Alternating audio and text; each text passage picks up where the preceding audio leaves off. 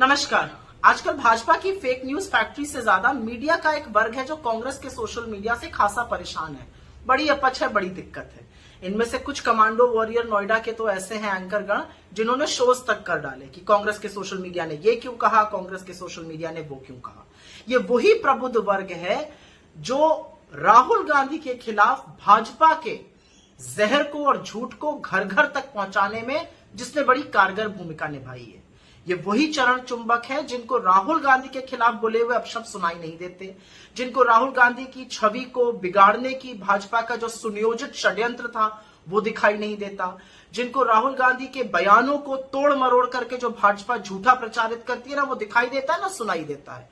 इन बेचारों को तो कांग्रेस की पूर्व अध्यक्ष और एक शहीद की पत्नी के खिलाफ बोले हुए घिनौने गंदे झूठ जो खुद प्रधानमंत्री ने बोले हैं वो भी सुनाई नहीं देते। इनको आजाद भारत के प्रथम प्रधानमंत्री नेहरू के खिलाफ बोले हुए अमर्यादित अपशब्द नहीं सुनाई देते। इनको तो महात्मा गांधी का अपमान और गोडसे का महिमा मंडन भी नहीं सुनाई देता। इन बेचारों को सुनाई और दिखाई देता है तो सिर्फ वो सवाल जो मोदी जी से पूछेगा, और उससे फिर क्या फर्क पड़ता है कि वो सवाल तार्किक हो, सच से बुलंद हो, तथ्यों पर आधारित हो, कोई फर्क नहीं पड़ता। तो मेरी ऐसे लोगों को एक चुनौती है और भाजपाइयों को भी चुनौती है। एक वाक्य ऐसा बता दीजिए जहां पर हमने झूठ का और फेक न्यूज का सहारा लिया हो। एक वाक्य बताइएगा। यह सच है कि आप एक वाक्य नहीं बता सकते, और यह भी सच है एक वाक्य ऐसा बता दीजिए जहां पर हमने प्रधानमंत्री के व्यक्तिगत जीवन पर कोई लांछन लगाया हो, जहां पर मर्यादा की सीमा लांघी गई हो। आप एक वाक्य नहीं बता पाएंगे क्योंकि हम लगातार मोदी जी की कुरीतियों पर उनके जुमलों का पर्दाफाश करते रहे हैं, आगे भी करते रहेंगे। उनको सच का आईना दिखाते रहे, आगे भी दिखाते रहेंगे। उनके जुमलों को बेनकाब करते रहे, आगे भी करते रहेंगे। उनके दोहरे मापदंड, नफरतियों और अपराधियों के उनके संरक्षण का पर्दाफाश किया है और आगे भी करते रहेंगे। हमने तो प्रधानमंत्री मोदी के स्वर्गीय माता पिता के खिलाफ न कभी अपशब्द बोले हैं, न बोलेंगे।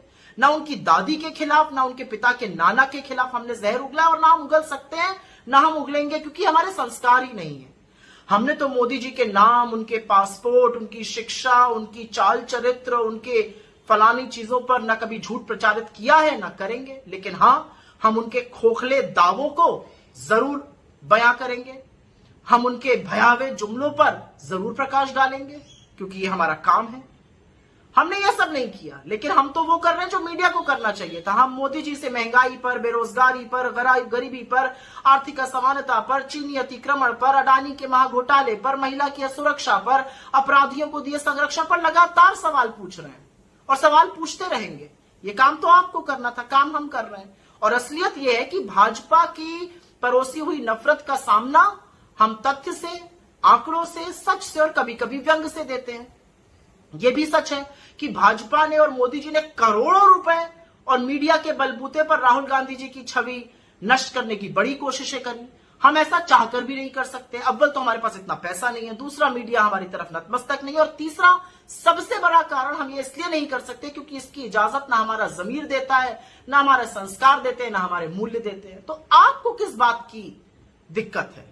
आपको किस बात से तकलीफ है? और क्योंकि आपको तकलीफ है तो लगे हाथ हमें ज्ञान बांटने से पहले एक सवाल का जवाब दे दीजिए कि मोदी जी से तो हम सत्य पर सवाल पूछते हैं, तब आपको आपत्ति है। आपने ये आपत्ति तब क्यों नहीं जताई थी जब राहुल गांधी जी के खिलाफ झूठ परोसा जा रहा था? कितने शोज करा के आपने खंडन कराया था? कितनी बार भाजपा को कटघरे में खड़े करके सवाल पूछा था कि कोरा झूठ क्यों बोला जा रहा है? अगर एक बार भी किया था तो आपकी बोलने की हिम्मत हो सकती है, आपने एक बार भी ऐसा नहीं किया। तो तब आंख मूंद कर बैठे थे और अब शोज होंगे। ये तो आपका भी दोहरा मापदंड दिखाता है। और अपने भाजपा के मित्रों से मुझे सिर्फ ये कहना है कि इसी जीवन में पाप और पुण्य का फैसला होता है। इसी जीवन में अपने कर्मों की सजा भुगतनी पड़ती है। बड़ी नफरत फैलाई है, बड़ा जहर उगला है। हम तो इसका सामना मोहब्बत से करेंगे, लेकिन हिसाब तो आपको देना होगा। ये तो शास्त्रों में अंकित है। और एक ही बात कह के जा रही हूं, बोया पेड़ बबूल का तो आम कहां से होए। सोचिएगा, मंथन कीजिएगा। कल संडे है, थोड़ा शांति से इसके बारे में सोचिएगा।